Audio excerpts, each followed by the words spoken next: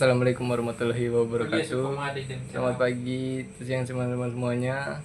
Perkenalkan, nama lengkap saya Juri Setiawan Maludu Sutunda Sapa dengan NPM 2514 dari Prodi Pendidikan Vokasional Teknologi Otomotif. Nah, teman-teman, di video kali ini saya akan melakukan presentasi mengenai implementasi pembelajaran praktikum teknik kendaraan ringan dan TBSM di SMK. Oke, kita lanjut aja ke slide berikutnya, yaitu yang pertama ada rumusan masalah. Nah, dalam rumusan masalah itu ada 4 poin. Yang pertama, bagaimana integrasi teknologi proyektor media digital dalam meningkatkan pemahaman logika sistem kelistrikan kendaraan. Terus yang kedua, bagaimana sistem manajemen waktu dan jadwal praktikum diatur agar efektif bagi ratusan siswa. Terus yang ketiga, bagaimana strategi remediasi bagi siswa yang lambat menerima materi praktik. Terus yang keempat, bagaimana pendekatan komunikasi guru, siswa dan menegakkan disiplin bengkel tanpa merusak hubungan emosional. Gitu. Nah, lanjut lagi ke slide berikutnya, ada latar belakang dan tujuan observasi. Nah, latar belakang, SMK berperan strategis mencetak tenaga ahli level 4 yang siap kerja. Kesenjangan antara siswa yang unggul teori versus praktik membutuhkan strategi khusus. Aspek efektif, disiplin, tanggung jawab, etos kerja sangat krisis di bengkel otomotif. Terus terakhir, manajemen kelas yang ketat namun humanis diperlukan agar siswa tumbuh profesional. Terus tujuan observasi itu satu, mendeskripsikan pemanfaatan multimedia interaktif sebagai jembatan teori ke praktik. Yang kedua, menganalisis efektivitas metode rotasi kelompok kerja dalam optimasi alat bengkel. Yang ketiga, mengevaluasi peran pertaching dalam membantu siswa yang tertinggal. Terus yang terakhir, mengidentifikasi budaya sekolah terkait tanggung jawab aset bengkel. Nah, dalam latar belakang dan tujuan observasi tadi, SMK memegang peran strategis dalam mencetak tenaga ahli yang siap kerja. Namun, tantangannya tidak semua siswa memiliki kemampuan yang seragam. Ada yang unggul teori, tapi ada yang lemah praktik, dan sebaliknya. Selain itu, aspek karakter seperti disiplin dan tanggung jawab juga sangat krisis di lingkungan bengkel. Maka, tujuan observasi ini adalah untuk mengkaji secara langsung strategis pembelajaran yang efektif, mulai dari penggunaan media digital hingga sistem pertaching. Terus kita lanjut lagi, ada kapasitas siswa dan distribusi kelas. Nah, di dalam SMK memiliki 2 program keahlian otomotif. Nah, program TKR dengan 5 kelas dan total sekitar 180 siswa, serta program TBSM dengan 3 kelas sekitar 108 siswa. Nah, dengan jumlah siswa ini yang cukup besar, pengelola kelas dalam pembagian giliran praktik menjadi tantangan tersendiri yang harus dikelola dengan sistem yang rapi. Oke, kita lanjut lagi ke slide berikutnya, ada identitas sekolah dan profil program. Nah, dalam SMK, sekolah ini berstatus swasta dan merupakan SMK pusat keunggulan yang memiliki 2 program keahlian utama di bidang otomotif. Sekolah ini kami pilih karena fasilitas praktiknya yang lengkap dan guru-guru yang berpengalaman. Terus kita lanjut, ada sarana prasarana bengkel.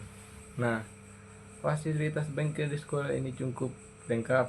Tersedia 4 hingga 5 unit scan tool EV untuk diagnosa elektronik, trainer kelistrikan, blok silinder, dan transmisi manual. Untuk alat berat, Bengkel dilengkapi chairlift dan red jack yang menarik. Semua ruangan kelas teori sudah menggunakan proyektor serta alat-alat tersimpan rapi di panel dinding dan lemari tool box per kelompok siswa. Oke, kita lanjut lagi ke slide berikutnya, yaitu ada unit praktik dan peralatan khusus. Nah, salah satu keunggulan di sekolah ini adalah kemitraan dengan Diatsu. Tersedia style engine khusus dengan panel alat lengkap seperti bearing fuller dan C-clamp. Ada juga sebagai engine trainer di atas stand beroda yang memudahkan siswa belajar overhaul dan diagnosa mesin secara langsung. Oke, lanjut lagi, ada integrasi media digital dan alur praktikum. Nah, media digital yang pertama, proyektor wajib di setiap kelas teori. Yang kedua, animasi cara kerja komponen CKP hijau jalur kabel menggantikan penjelasan verbal. Yang ketiga, visualisasi membantu siswa memahami aliran arus sebagai menyentuh komponen fisik. Yang keempat, mengurangi beban kognitif saat masuk tahap praktik nyata. Terus ada alur praktikum hands-on. Yang pertama, siapkan job sheet dan manual book. Yang kedua, cek kondisi alat bersama instruktur. Yang ketiga, kerjakan sesuai job sheet. Yang keempat, laporkan kerusakan alat segera. Dan yang kelima, kembalikan alat dan bersihkan area kerja. Nah, temuan penting dari observasi ini ada pula perubahan cara mengajar. Nah, dulu itu kelistrikan dijelaskan secara verbal saja, namun sekarang wajib menggunakan animasi dan proyektor. Ini sangat membantu siswa memahami aliran arus listrik sebelum menyentuh komponen fisik. Untuk alur praktiknya sendiri, siswa wajib membawa job sheet, mengecek alat bersama instruktur, mengerjakan sesuai urutan dan bertanggung jawab atas kondisi alat hingga selesai. Terus ada analisis etika pendidikan. Nah, dari sisi etika pendidikan, kami mengangkat studi kasus yang sering terjadi, yaitu siswa tidak menggunakan APD saat praktik. Kasus ini melibatkan 3 pihak, guru, siswa, dan sekolah. Nilai etika yang bermasalah meliputi disiplin keselamatan kerja, risiko serius mulai dari cedera hingga menurunnya budaya K3. Pelajaran terpentingnya adalah guru harus mampu mengajarkan aturan tanpa merusak hubungan dengan siswa, yaitu dengan teguran personal yang profesional, bukan di depan umum. Oke, kita lanjut lagi ke slide berikutnya, ada sistem rolling materi dan manajemen waktu. Nah, dengan 36 siswa per kelas, namun hanya 5 unit scanner EV, sekolah menerapkan sistem rolling atau rotasi stasiun. Nah, setiap kelompok mendapatkan giliran di stasiun berbeda, mulai dari rem cakram, rem tromol, overhaul mesin, hingga diagnosa EV dalam 1 bulan. Seluruh siswa sudah merasakan semua materi. Sistem ini sangat efektif untuk pemerataan kesempatan belajar. Kita lanjut lagi, ada penilaian laporan dan strategis remedial. Nah, sistem penilaian di sini terdiri dari 3 komponen: sikap atau attitude 30%, keterampilan atau skill 40%, sebagai bobot terbesar, dan pengetahuan 30%. Nah, setiap selesai praktik, siswa wajib membuat laporan tertulis dalam waktu 1 minggu. Bagi yang belum menguasai materi, diterapkan strategi pertaching di mana siswa yang sudah paham membantu rekannya, sebuah metode yang terbukti efektif secara 2 arah. Oke, terus ada dinamika guru dan siswa disiplin K3. Ada pendekatan guru siswa, suasana cair dan humanis, canda diperbolehkan di luar jam penilaian, teguran dilakukan secara personal, lembut mata untuk menjaga harga diri siswa. Terus kontrak belajar disusun bersama siswa di awal semester. Konsep ekonomi mengikuti kepala, guru selalu memberi contoh penggunaan APD. Terus disiplin K3 dan APD. Yang pertama, sepatu safety dan rompi APD adalah syarat mutlak masuk bengkel. Yang kedua, tanpa APD dilarang praktik tambah nilai sikap 0. Terus yang ketiga, merusak alat. Nah, tanggung jawab penggantian atau ikut tim perbaikan. Nah, hubungan guru dan siswa itu di sini bersifat humanis. Guru tidak bersikap otoriter. Suasana cair dan bercanda diperbolehkan selama tidak mengganggu keselamatan. Nah, teguran selalu dilakukan secara personal atau empat mata. Filosofis, ekor mengikuti kepala juga diterapkan.